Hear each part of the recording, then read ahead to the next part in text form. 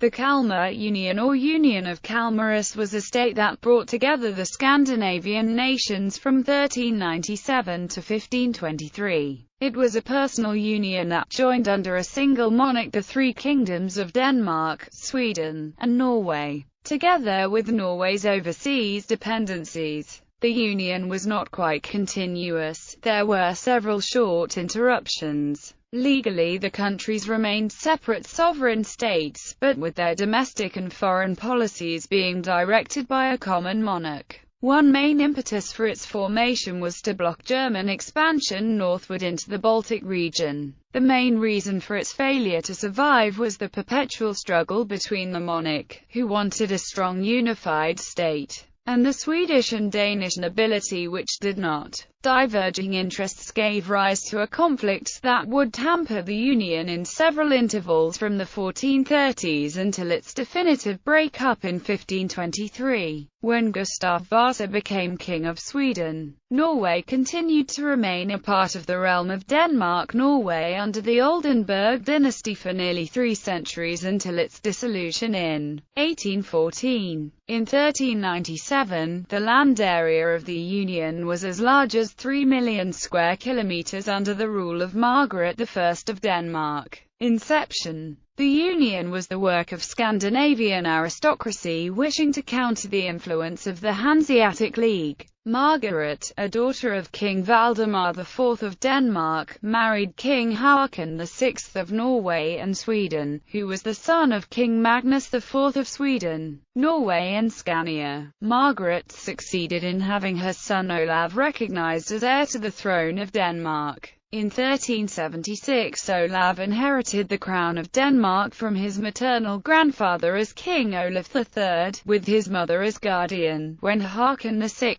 died in 1380, Olaf also inherited the crown of Norway. The two kingdoms were united in a personal union under a child king, with the king's mother as his guardian. Later, Olav had designs on the throne of Sweden from 1385 until 1387. Olav died in 1387, before he came of age and could take over the government. So Margaret made the Danish Council of the realm elect her as regent of Denmark, but she did not attempt to assume the title of queen. On the 2nd of February the next year, she was also recognized as regent of Norway. She adopted her sister's grandson Bogislav, a son of Prince Vartislav of Pomerania, and gave him the more Nordic name Erik, and maneuvered to have the Norwegian Council recognize him as heir to the throne of Norway. Betisauce needed, in spite of his not being first in the line of succession, and he was installed as King of Norway in 1389, still with Margaret as his guardian. In Sweden, this was a time of conflict between King Albert of Mecklenburg and leaders of the nobility. Albert's enemies in 1388 elected Margaret as regent in the parts of Sweden that they controlled, and promised to assist her in conquering the rest of the country. Their common enemy was the Hanseatic League and the growing German influence over the Scandinavian economy. After Danish and Swedish troops in 1389 defeated the Swedish king, Albert of Mecklenburg,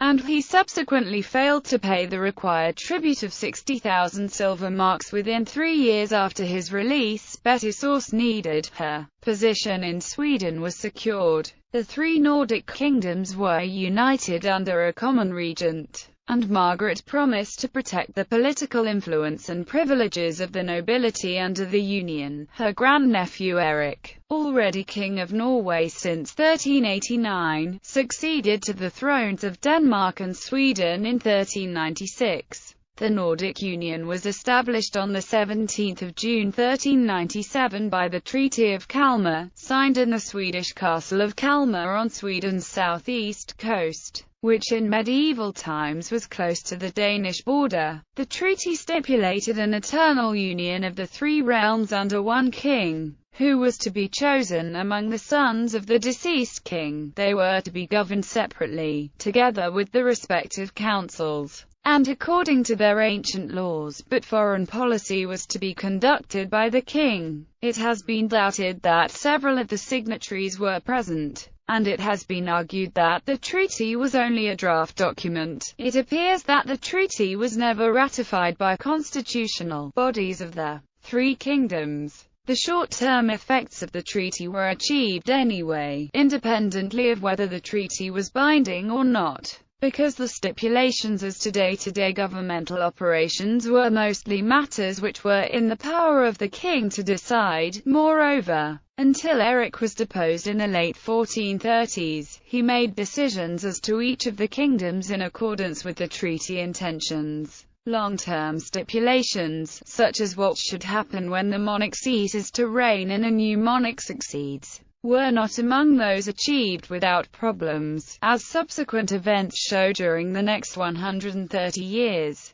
At each junction, installation of a new monarch tended to mean a breakup of the union for a while. Erik of Pomerania, however, became the monarch of all three kingdoms. At Kalmar, the 15-year-old Erik of Pomerania was crowned king of all three kingdoms by the archbishops of Denmark and Sweden, but Margaret managed to remain in control until her death in 1412. It is said that contemporaries of the Union would not recognize the historiographic term, Union of Kalmar, that they just understood that much of the time, the three kingdoms shared a common king. While the term meaning Treaty of Kalmar was known already at the time, the term Union of Kalmar cannot be found in any contemporary documents. Conflict. The Swedes were not happy with the Danes' frequent wars on Schleswig, Holstein, Mecklenburg, and Pomerania, which were a disturbance to Swedish exports to the European continent. Furthermore, the centralization of government in Denmark raised suspicions.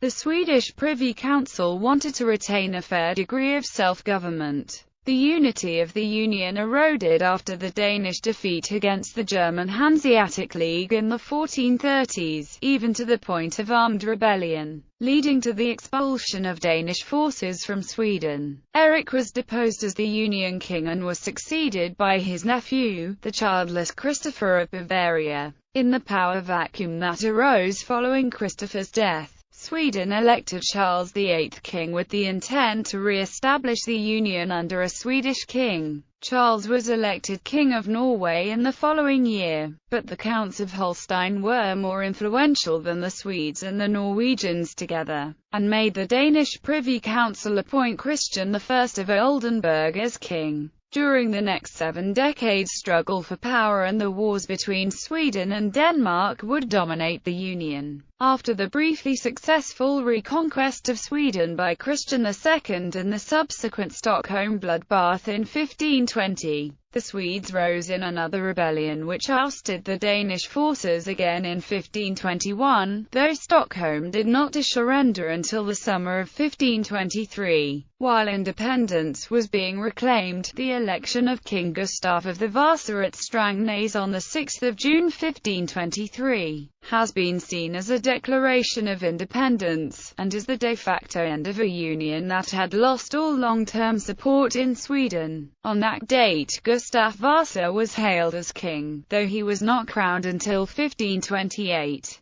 In 1983, June 6 became the National Day of Sweden. Dissolution. One of the last structures of the Kalmar Union, or rather, medieval separateness, remained until 1536 when the Danish Privy Council, in the aftermath of a civil war, unilaterally declared Norway to be a Danish province, without consulting their Norwegian colleagues. Although the Norwegian Council never recognized the declaration formally, and Norway kept some separate institutions and its legal system, this had the practical effect that the Norwegian possessions of Iceland, Greenland and the Faroe Islands came under direct control of the Crown. In principle this meant the Norwegian Crown, but under the Danish Union this resulted in them henceforth being controlled from Denmark and not from Norway. In the 1814 Treaty of Kiel, the King of Denmark-Norway was forced to cede mainland Norway to the King of Sweden, Charles XIII.